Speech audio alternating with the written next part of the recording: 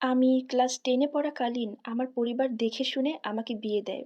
বলে রাখা ভালো, আমার বয়স এখন মাত্র 23 বছর। আমার একটা ছোট ভাই আছে।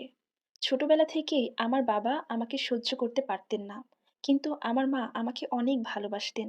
সে অনেক কষ্ট করে আমাকে পড়াশোনা করিয়েছেন। আমার মা আমার কোনো ইচ্ছা অপূর্ণ রাখেনি। দেখতে দেখতে আমি ক্লাস 10 এ উঠি। এরপর হঠাৎ করে একদিন আমার বাসায় আমার জন্য বিয়ের একটা সম্বন্ধ আসে। এই ব্যাপারটা আমি ১ম এ জানতাম না। যখন জানতে পারি তখন অনেক কান্নাকাটি করি। কিন্তু কিছুতেই কোনো লাভ হয়নি। আমার বাবা আমাকে বিয়ে দিয়ে দেন। যার সাথে আমার বিয়ে হয় সে ওয়েটারের কাজ করত। তারা ২ ভাই ২ বোন। বিয়ের পরে আমি বুঝতাম না সংসার কী জিনিস। আমার শ্বশুর-শাশুড়ি ছিল মামাতো ফুফাতো ভাই-বোন। আবার আমার ছোট দেবর বিয়ে করেছে তার খালাতো বোনকে। আমার বড় ননদ বিয়ে করেছে তার ফুফাতো ভাইকে। মোট কথা এই পরিবারে আত্মীয়দের মধ্যেই আত্মীয়তা বেশি হয়েছে। আমরা সবাই একসাথে থাকতাম। আমি একাই ছিলাম বাইরের মানুষ। আর সবাই আত্মীয় বিয়ে করেছে। বিয়ের ১ম ৬ মাস খুব ভালোই যাচ্ছিল দিনগুলো। পরিবারের সবাই আমার সাথে খুব ভালো ব্যবহার করত। বিয়ের পর ১ম ৬ মাসে আমি বুঝতেই পারিনি আমি শ্বশুরবাড়িতে আছি নাকি বাবার বাড়িতে আছি। তখন আমার স্বামীর ইনকামও খুব ভালো ছিল। সবাই আমাকে খুব আদর করত। এরপর আমি প্রেগন্যান্ট হয়ে যাই। তখন আমার মনে হয় এখন আমাকে সবাই আরো অনেক বেশি ভালোবাসবে। কিন্তু তা আর হলো না। এর মাঝে করোনা শুরু হয়ে যায়। আর তখন আমার স্বামীর চাকরিটাও চলে যায়। এরপর বের হয়ে আসে শ্বশুরবাড়ির আসল রূপ। আস্তে আস্তে আমার স্বামীও বদলে যেতে শুরু করে। শুরু হয় আমার উপর অত্যাচার। আমার প্রেগন্যান্সি তখন ৪ মাস। আমার স্বামীর চাকরি নেই। আমার শাশুড়ি আমার সাথে ঝগড়া শুরু করে দেয়। সামান্য ভুল হলে সেই অজুহাতে আমার শাশুড়ি আমাকে অনেক মারধর করত। আমার স্বামীর কাছে আমার নামে মিথ্যা মিথ্যা কথা বানিয়ে বলতো। একদিন আমাকে এত বেশি মেরেছিল যে আমি সোজা হয়ে দাঁড়াতে পারছিলাম না। আমার পেটে লাথি মারে। এবং সেদিন আমার চোখে এত জোরে ঘুষি মারা হয় যে আমার চোখ ফুলে যায়। কিন্তু আমি সবকিছু চুপচাপ সহ্য করছিলাম। আমার মাকেও বলিনি। মাকে বলে কোনো লাভ নেই।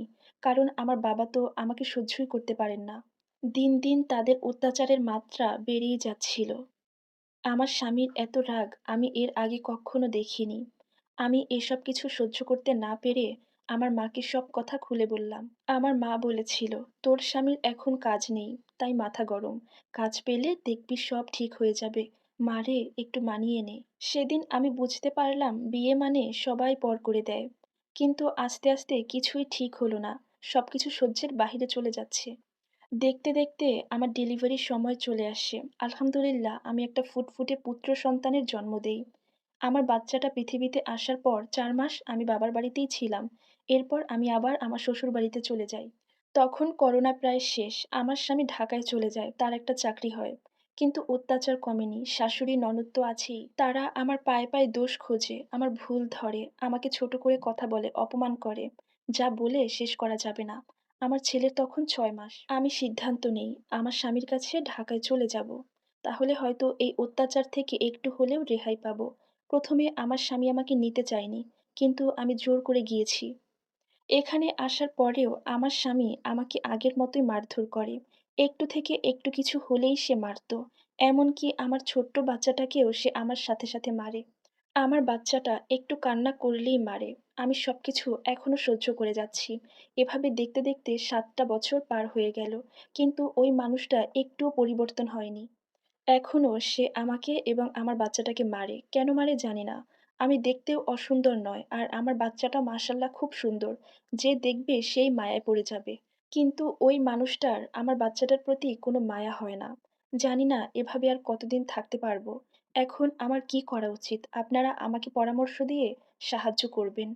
আর এই সম্পূর্ণ স্টোরিটা একটা আপুর জীবন থেকে নেয়া। আপনারা সবাই এই আপুর জন্য দোয়া করবেন এবং তাকে পরামর্শ দিয়ে সাহায্য করবেন। ধন্যবাদ।